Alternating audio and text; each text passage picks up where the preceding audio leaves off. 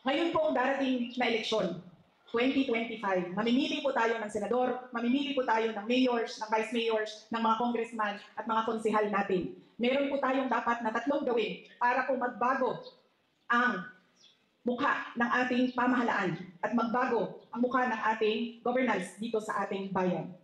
Una po ay yung paniningil natin bilang botante sa pangako ng mga politiko. Bawal po sa politiko ngayon ang mangako na kung ano ang gagawin niya sa susunod na taon. Pag ako nanalo, ganito ang gagawin ko. Pag ako nanalo, bibigyan ko kayo ng ganito. Huwag po tayong maniwala kaagad. Dapat po tingnan natin yung nangangampanya, yung kandidato. Noon bang nakaraang eleksyon, meron siyang mga pangako na ibigay ba niya?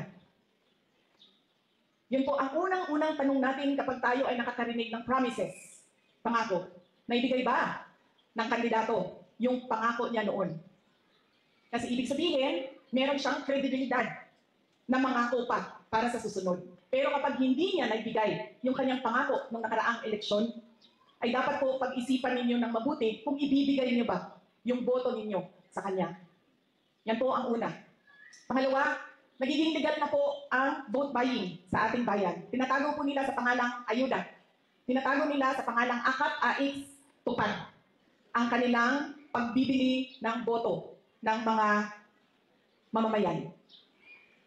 Magiging mas matindi pa ang ayuda na darating sa January, sa February, sa March, sa April, hanggang sa araw ng eleksyon. Dahil legal ang mamigay ng ayuda sa panahon ng election period. Dahil ipapa-exempt yan ng mga politiko. Sasabihin nila, ay naku, hindi pwedeng bawal ang pamimigay ng ayuda kasi kailangan yan ng mga tao. Ibibigay nila yan sa kanilang mga botante. Pero pag-isipan natin, tayong mga botante, bakit ko ba utang ito sa mga politiko? Pera ito ng bayan, hindi ito pera ng politiko. Kung binigay mo ito sa akin, ibig sabihin, karapat-dapat akong makatanggap at hindi ko ito utang sa iyo na politiko ka o kandidato ka. Ibig sabihin, ito ay serbisyo ng gobyerno na dumaan lang sa iyo. At hindi ito utang na loob ko sa iyo na nagbigay ng ayuda. Ang huli po na kailangan natin pag-isipan at hinihingi ko po sa inyo ay hindi po dahil Duterte yung tumatakbo ay automatic po ang boto ninyo. Hindi po dahil galing yan sa pamilya ng mga politiko ay automatic ang boto ninyo. Hindi po dahil galing yan sa anak ni ganitong politiko, kapatid ni ganitong politiko, apo ng ganitong politiko ay ibigay nyo na kaagad ang boto ninyo. Kailangan po suriin ninyo ng mabuti. Meron ba ito siyang kakayahan maliban sa apelido na ibinigay sa kanya ng Diyos nung siya ay ipinanganak? Yan po ang tanong ninyo kapag kayo ay nakikinig sa kampanya ng mga politiko. Una, ano ang mga pangako na napako? Pangalawa, hindi yung utang na loob sa kanila ang ayuda. Pangatlo, hindi dahil anak yan ng politiko ay automatic ang boto ninyo. Yan po ang kailangan natin gawin para mabago natin ang mukha ng gobyerno at ng pamahalaan.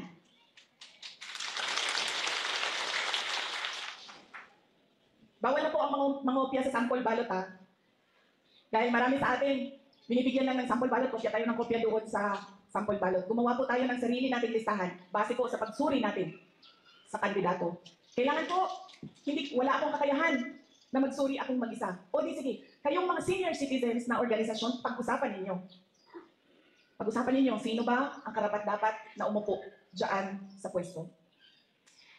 Sa tingin ko po, kung tayo po, ganyan po ang mindset, pag-iisip natin sa darating na eleksyon at mapabago natin ang mga tao at ang mapili natin ay yung mga karapat-dapat talaga na umupo dyan sa mga posisyon, ay meron tayong makikitang pagbabago sa ating bayan, sa tulong ninyong lahat. Ang huli ko pong mensahe ay mensahe sa Kapaskuhan. Marami po sa ating mga Katoliko na mga kapatid ay naghahanda na po sa panahon ng Pasko. ang Pasko po ay panahon ng pagpapatawad, pagmamahalan, at pagbibigay. Forgiving, giving, and loving. Lagi ko pong sinasabi na depende po yan sa tao. Pero dahil ako ay Vice President, kailangan ko sabihin sa inyo na yan po ang mensahe at diwa ng Pasko. Pero po ako, hindi po talaga ako magpapatawad. Pero kailangan ko sabihin sa inyo na ang Pasko ay panahon ng pagpapatawad. Nasa sa inyo na yan. Kung magpapatawad kayo, dahil iba-iba naman ang tao eh. Diba? Meron sa atin mabilis magpatawad, meron sa atin matagal, at meron sa atin dinadala na talaga sa hukay ang galit. Pagbibigay at pagmamahal. Hindi po kailangan na magara o expensive o lavish ang ating celebration ng Pasko. Dahil po, ang mahalaga po sa Pasko ay hindi po yung kamahal-mahal na lechon. 15,000, 18,000 na lechon, bandehadong daming pansit. Bumabaha ang kanin. Dahil po, aanihin po natin ang masarap na lechon. Kung yun namang kumakain sa harap natin ay masama ang loob nila sa atin. Di po ba? Aanihin natin yung kasarap na pansit na luto natin kung galit sa atin yung kumakain ng pansit. Galit sa atin dahil meron tayong nasabi, meron tayong nagawa, nagtatampo sa atin dahil merong mali tayo. Kaya po, ang mas importante ay simple ang selebrasyon pero masaya ang lahat ng tao sa loob ng bahay na nagsiselebrate ng Pasko. Huwag na po yung mga cake, lechon, pansit, bumabaha ang kanin. Ang importante po, masaya sila.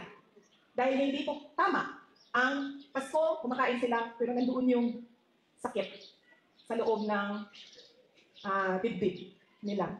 Merong dinadala sa damdamin.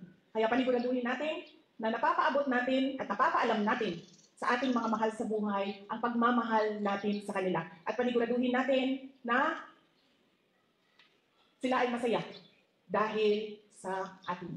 Yan po ang mensahe ko sa inyo ngayong Pasko. Ang pagpapatawad po mahalaga sa mga senior citizens dahil po marami po tayong tampo sa ating mga anak, sa ating mga kapatid. Marami pong daladalang hugot tayo. Kaya napakahalaga din po na pag-isipan natin yan ngayong panahon ng Kapaskuhan. Yan po ang forgiving, giving, and loving. Sana po ay masaya ang inyong Pasko at masagana ang inyong darating na 2025.